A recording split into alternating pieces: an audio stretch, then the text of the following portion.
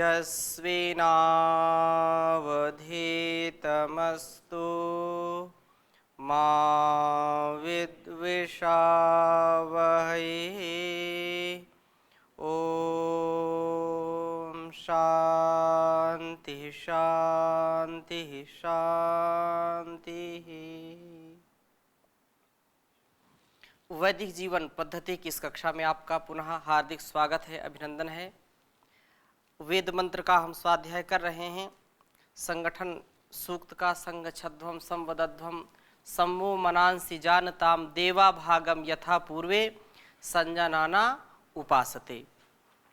वह परमात्मा हमको उपदेश देता है कि तुम सब साथ मिलकर के बोलो, साथ मिलकर के चलो, साथ साथ अपने सारे कार्यों को जो तुम्हारे उत्थान के लिए है, सामाजिक उत्थान के लिए, वैश्विक उत्थान के लिए अथवा आत्मिक उत्थान के लिए जो परम आवश्यक है, उसको कभी भी उसमें मतभेद ना हो, मनभेद ना हो, आपसी जो बांधुत्व है, जो भ्रातृत्व है, वो सदा स्थिर रहे, उसमें कोई भी त्रुटि ना होने पाए। तो ऐसी ये जो भावना है, तो निश्चित रूप से यहाँ पर कहा है कि जो देवों या विद्वानों ने एकमत होकर के अपने अपने भाग को स्वीकार किया, इसी प्रकार तुम भी एकमत होकर के अपना भाग स्वीकार करो। यह निश्चित रूप से हमारे स्वभाव में उतरना चाहिए। मैं आगे की चर्चा करूं इसके पहले कल पूज्य स्वामी सहदेव जी ने एक प्रश्न पूछा था कि इस मंत्र में जो ये बात आई है कि देवा भागम यथा पूर्वे, भाई हम तो साथ साथ चलने का उपदेश तो हमको दिया है, फिर देव जो हमारे पितर हैं, पितर में वो सभी आ जाते हैं। देवा भागम यथा पूर्वे जैसे कहा, प्रेम से मिलकर चलो, बोलो सभी जानी बनो, पूर्वजों की भांति तुम कर्तव्य के मानी बनो। पूर्वज जो है, जो हमारे पितर हैं, जो पितृ शब्द आता है कि पितृयाण मार्ग होता है। संसार में हम अपने आप को उत्थान की ओर ले जाने के लिए पितृयान मार्ग, देवयान मार्ग अलग अलग जो है विधान किया है। तो जो पितर हैं, जो पूर्वज हैं, वैसा हम अपना जीवन बनाएं। हमारे पूर्वजों का जीवन हमारे सामने होना चाहिए। जैसे एक व्यक्ति अपने जीवन में कितने जो है लोगों को आत्मसात कर सकता है, या मतलब कितने पीढ़ियों को, कितने पूर्वजों को अपने साथ जोड़ सकता है। तो ऐसे तो बोलते हैं 7 पीढ़ी, 7 पीढ़ी तक, 7 पीढ़ी तर गई। 7 पीढ़ी से तात्पर्य क्या होता है? तो जो कुछ लोग केवल पितर में अपने माता पिता या अपने पारिवारिक लोग ही मानते हैं, ऐसा नहीं है। पूर्वज, पूर्वजा, पूर्व माने पहले, जा माने जन्मे हुए। जो पूर्व में जन्मे हुए महापुरुष हैं, जिन्होंने त्याग पूर्वक अपने जीवन को जिया है और अपने अपने भाग को पाया है।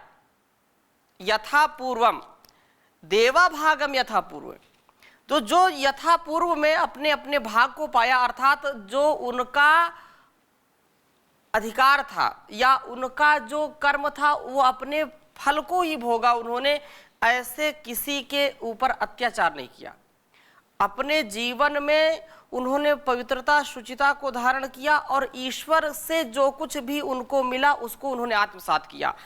आत्मसात किया है, इसीलिए आज उनका जीवन हमारे लिए अनुकरणीय है। आज हम उनको स्मरण करते हैं, आज हम उनके प्रति श्रद्धा भाव से अपने स्वभाव को रखते हैं, समर्पण के भाव से रखते हैं। तो इसलिए ये जो यहाँ पर बात कही है कि देवा भागम यथा पूर्व, जो पहले के जो है देव लोग जो संजानाना, वो मिलकर के जानते हुए एक जान को प्राप्त हुए, और जो भागम, जो भजनीय है, वो जो भजनीय वस्तु की अपने भाग की उपासना करते हुए उपलब्धि करते रहे हैं। जो भज सेवायाम धातु, जो भाग शब्द है, तो भाग का मतलब भज सेवायाम, जो हम सेवन करते हैं, जो अपने स्वभाव में जैसे आप प्रवचन सुनते हैं तो ये भी क्या है, ये एक भाग है, ये भजन है, भगवत भजन कहते हैं ना।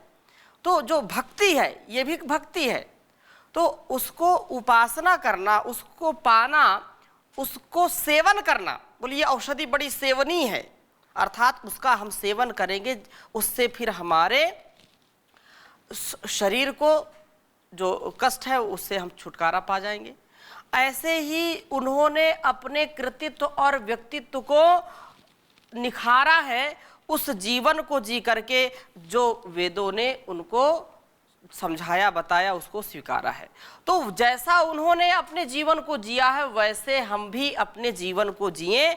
इसलिए यहाँ पर कहा कि देवा भागम यथा पूर्वे संजानाना उपासते, वो निश्चित रूप से वह उपासनीय है, वह हमारे लिए अनुकरणीय है, जो हमारे लिए सब प्रकार से उत्थान का मार्ग प्रशस्त करता है, जैसे हमारे पूर्वजों ने इस मार्ग को अपनाया था। जी ओम स्वामी जी, जैसे इस मंत्र में कहा गया है कि संगच्छध्वम संवध्वम संवो मनान से जानताम, ये संवो मनान से जानताम सभी का मन एक समान हो, ऐसा कहा गया। तो इस संदर्भ में हम ये पूछना चाहते हैं कि सभी का मन एक समान कैसे हो सकता है? सभी के अपने अपने प्रारब्ध है, अपने अपने कर्म हैं जी। तो किसी के निचले स्तर का, किसी का उच्च स्तर का, किसी का रजतम से संबंधित, तो इसको एक समान कैसे किया जाए? या आज के संदर्भ में देखें तो अव्यवस्थित जिस तरह से है सभी अपने अपने, तो उस हिसाब से इसमें क्या इसका ये हो सकता है? एक साथ सबके मन कैसे हो सकते हैं, प्रश्न उचित है, परंतु यहाँ पर दो चीज़ें मैं आपके समक्ष रखना चाहूँगा। हमारी दो चीज़ें हमको सदा प्रेरित करती हैं, एक इच्छा, एक अभीप्सा। एक इच्छा और अभीप्सा। जो लौकिक सुख हैं, जो भौतिक सुख हैं, उनकी हम इच्छा करते हैं, उनकी हम क्या करते हैं? इच्छा करते हैं। और एक ये है कि जो हमारे लिए आत्मीय है, आत्म कल्याण के लिए है, उसकी हम अभीप्सा करते हैं। भोजन के स्तर पर सबकी इच्छाएं अलग अलग हो सकती हैं। भोजन की जो किसी को नमकीन पसंद है, किसी को मीठा पसंद है, किसी को चरपरा पसंद है, किसी को खट्टा पसंद है, अम्लता उसको पसंद है। सबके अगर सैकड़ों हजारों लोग हैं तो सबकी चॉइस अलग अलग होगी। सबके जो खाने की मनोवृत्ति होगी, भोजन के विषय में सबके मन क्या होंगे? अलग अलग होंगे। कोई अधिक नमकीन पसंद करता है, कोई मध्यम नमकीन, कोई कम नमकीन पसंद करता है। भोजन 5 सदस्य हैं घर में, और 5 सदस्य जब माँ भोजन बनाती है तो 5 सदस्य का ध्यान रख करके भोजन बनाती है। किसी को वो शाक पसंद आता है, किसी को नहीं आता है, कोई उसको कम खाता है, कोई नहीं खाता है। तो जब एक घर में 5 सदस्यों का, 4 सदस्यों का, यहां तक कि 2 सदस्य भी अलग अलग जो है मनोवृत्ति के होते हैं, अलग अलग विचारों को होते हैं भोजन के स्तर पर, क्योंकि वो भौतिक चीज है। तो इसमें जो भौतिकता के लिए लोग जीवन जीते हैं, उनके विचार तो स्वाभाविक बात है कि वो अलग अलग ही होंगे, एक नहीं हो सकते हैं, एक नहीं हो सकते हैं। हाँ, एक होने का एक ही उपाय है कि सब ये चाहते हैं कि हमारी उन्नति हो, हम धनवान हो, हमारे अंदर शारीरिक, मानसिक, आत्मिक, सामाजिक, जन बल, धन बल, सब प्रकार का बल चाहिए, ये सबकी इच्छा है। इसमें तो एक मत है सब। लेकिन फिर उसमें किसी को राजसी जो है राजसिक सुख की कामना होती है कि वो बिल्कुल राजाओं जैसा ठाट बाट चाहता है, और कोई ऐसा चाहता है कि नहीं, मैं ऐसा बिल्कुल इतना धनवान हो जाऊं कि मुझको कुछ करना ना पड़े, बस बिस्तर पर, मखमली बिस्तर पर मैं पड़ा रहूं। एक ये सुख है। ये भी एक ऐश्वर्य है। एक ऐश्वर्य ये है, वो सात्विक ऐश्वर्य है, उसमें अलग इच्छा है कि मेरे अंदर सब प्रकार का सामर्थ्य हो जिससे मैं दूसरों की भलाई कर सकूं। तो सब तो चाहते हैं उन्नति, सब चाहते हैं धन, सब चाहते हैं ऐश्वर्य, लेकिन तीन कैटेगरी हो गई, तीन उसके विभाग हो गए अपने अपने, जैसे आपने कहा गुण कर्म स्वभाव, और उसके संस्कार से क्या हो गया, वो विभाग अलग अलग हो गया, सबकी इच्छाएं अलग अलग हो गई। लेकिन जो आत्मिक उन्नति है, जो मुक्ति की इच्छा है, जो आंतरिक शांति की इच्छा है, उसको हम अभिप्सा कहते हैं। और वो चाहे अमीर हो चाहे गरीब हो, चाहे वो राजा हो चाहे रंक हो, चाहे वजीर हो चाहे फकीर हो, सब चाहते हैं कि हमको सुख और शांति मिले, हमारी आत्मोन्नति हो, आत्म हनन हम ना करें, आत्म विमुख ना हो। वो अंतिम जो मांग है, जो अभिप्सा है, जो एक धर्म अर्थ काम मोक्ष का जो एक मार्ग है, उसमें सबको एक विचार रखना पड़ेगा। भौतिक सुख के लिए अलग अलग, जैसे मैंने कहा, किसी को जो है कुर्ता पैजामा पसंद है, किसी को पठानी सूट पसंद है, कोई जीन्स पहनना चाहता है, अलग अलग जितने परिधान है, मतलब सैकड़ों उदाहरण आप ले सकते हैं। यहां तो विचार अलग अलग हो सकते हैं, लेकिन सब चाहते हैं कि मेरा परिवार सुखी हो, मेरा राष्ट्र सुखी हो, मेरा राष्ट्र उन्नत होगा तो मैं उन्नत होऊंगा। तो ऐसी जो राष्ट्रीय उन्नति है, जो सामाजिक उन्नति है, जो आत्मिक उन्नति है, जो परस्परता का विश्वास का संबंध है, उसमें सब एक ही मत होने चाहिए। अब बात स्पष्ट हो गई। इसमें एक मत होंगे तभी उन्नति होगी। मैं एक उदाहरण और देता हूं। जो तामसिक, राजसिक या कुत्सित बुद्धि के होते हैं, वो लोग भी अपने जीवन में चाहते हैं कि हमको विश्वास पात्र लोग मिले। जो ज्यादा व्यभिचार करने वाला या व्यभिचारिणी या व्यभिचार करने वाला कोई स्त्री पुरुष है और उसका भी विवाह होता है, तो क्या कल्पना करता है वो कि मेरी पत्नी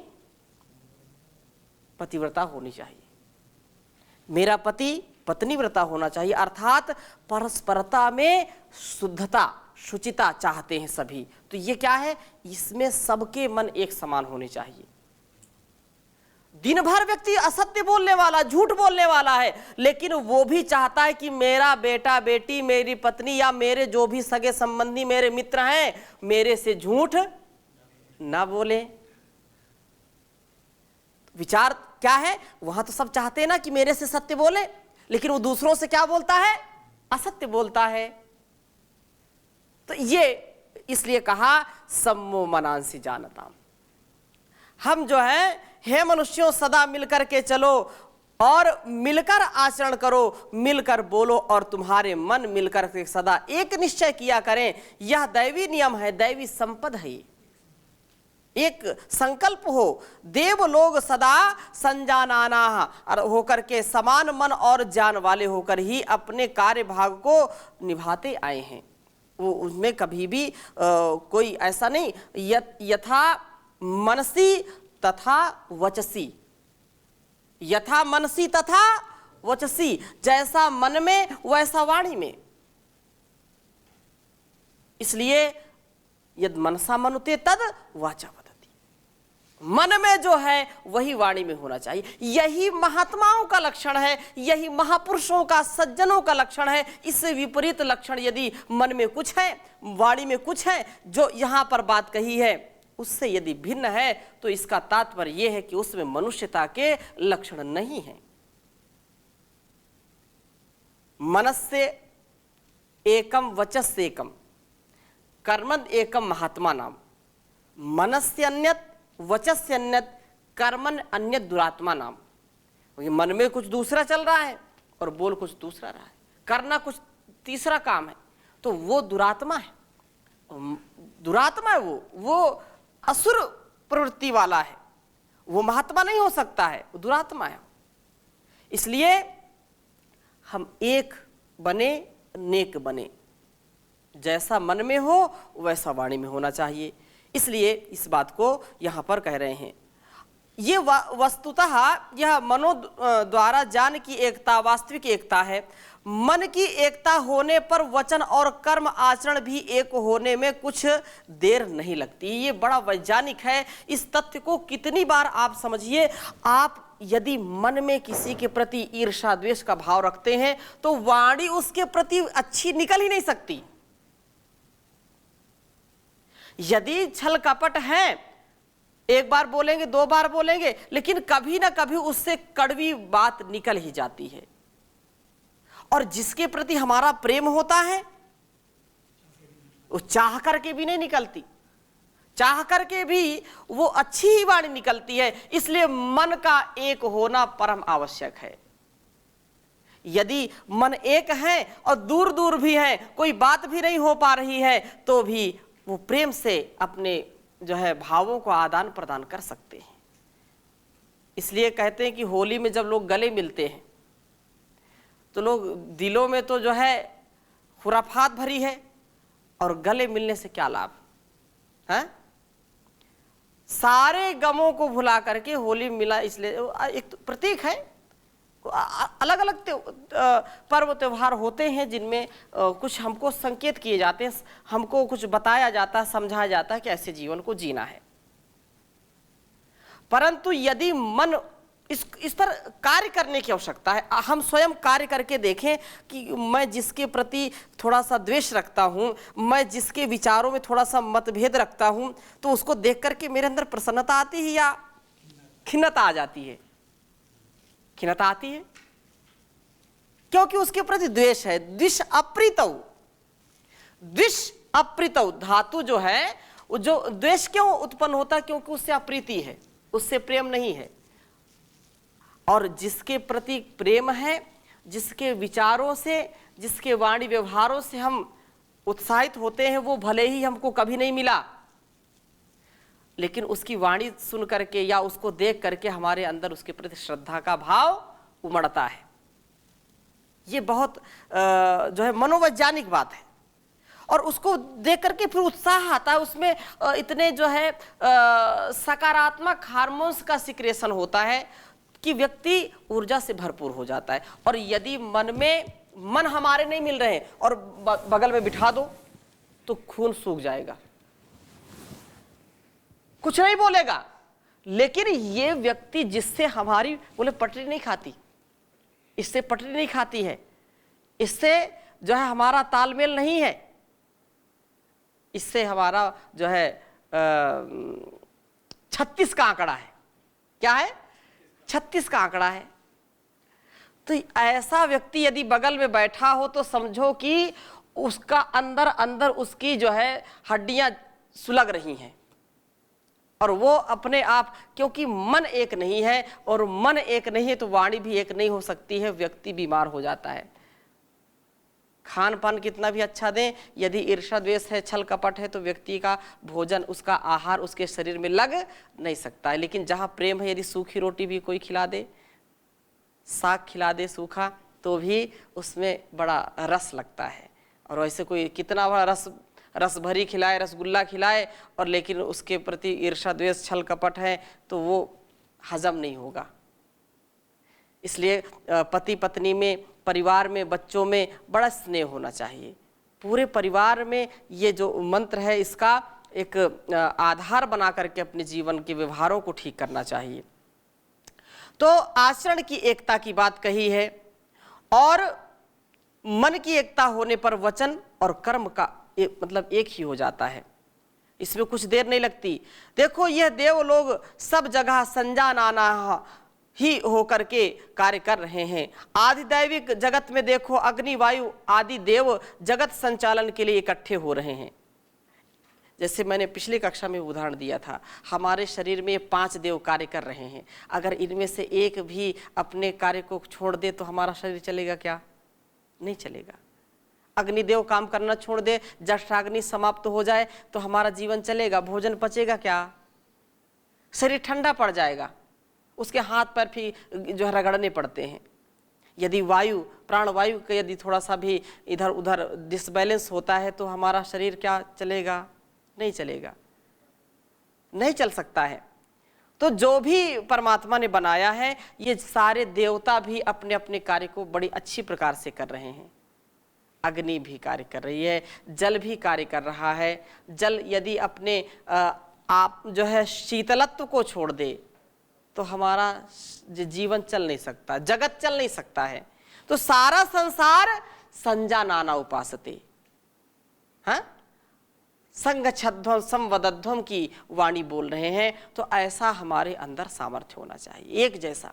गुणकर्म स्वभाव अलग भी है, जैसा हनुदेव जी ने पूछा, और ये यथार्थ है कि हम सबके गुणकर्म स्वभाव संस्कार अलग अलग हैं, लेकिन जो कल्याणकारी है, जो हमारे लिए आत्म सुखकारी है, आनंदकारी है, इस राष्ट्र और समाज के लिए, विश्व के लिए जो कल्याणकारी है, उसमें महर्षि दयानंद लिखते हैं कि सर्वहितकारी सामाजिक कार्यों में सबको क्या रहना चाहिए?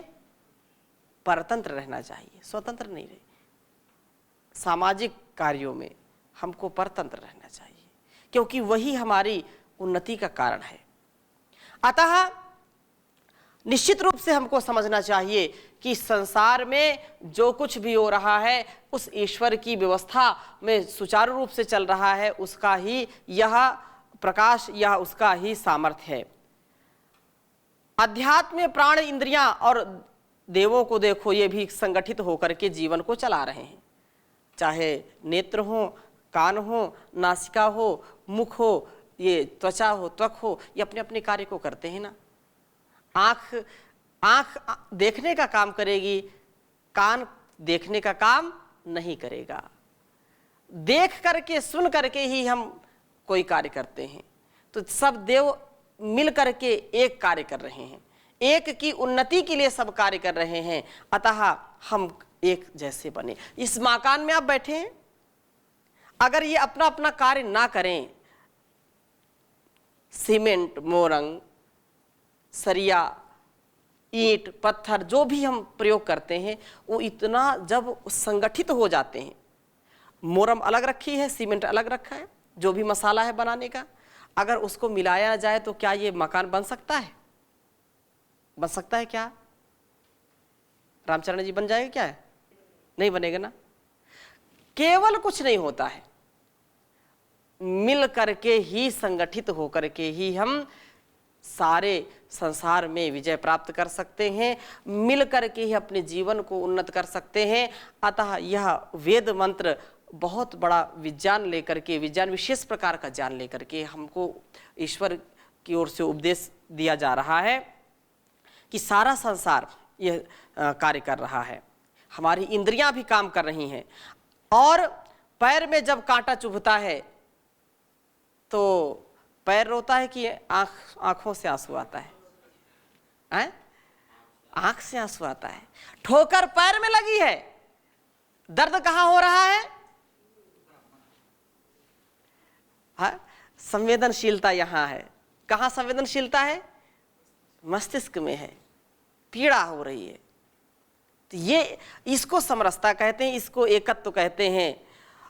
त्वचा, प्राण, मन, हाथ आदि सब देव एक क्षण में कैसा सहयोग दिखाते हैं, अगर कोई ऊपर से वार कर रहा है, सिर के ऊपर वार कर रहा है, तो सबसे पहले आंख उसको देखती है और हाथ तुरंत उसको रोकता है।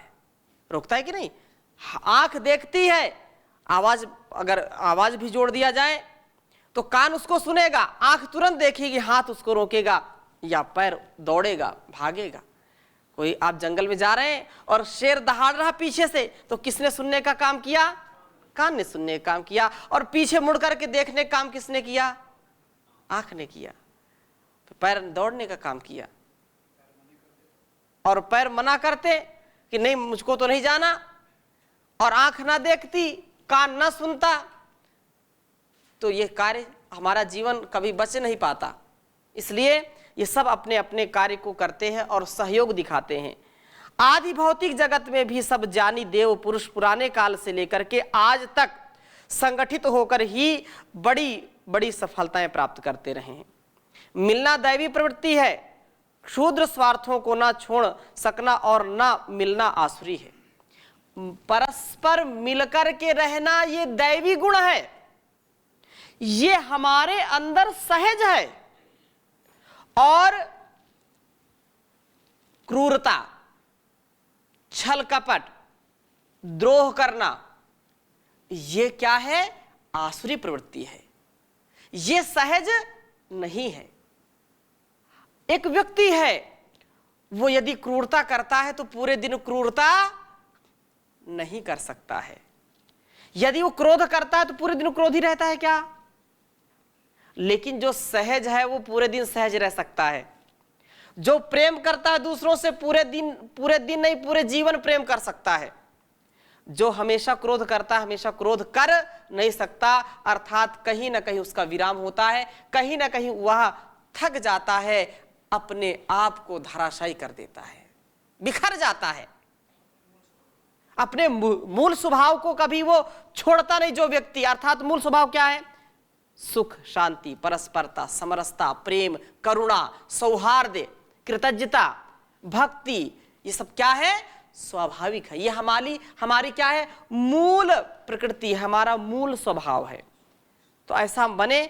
तो आज की कक्षा को यहीं पर विराम देते हैं, शेष चर्चा अगली कक्षा में करेंगे। ओम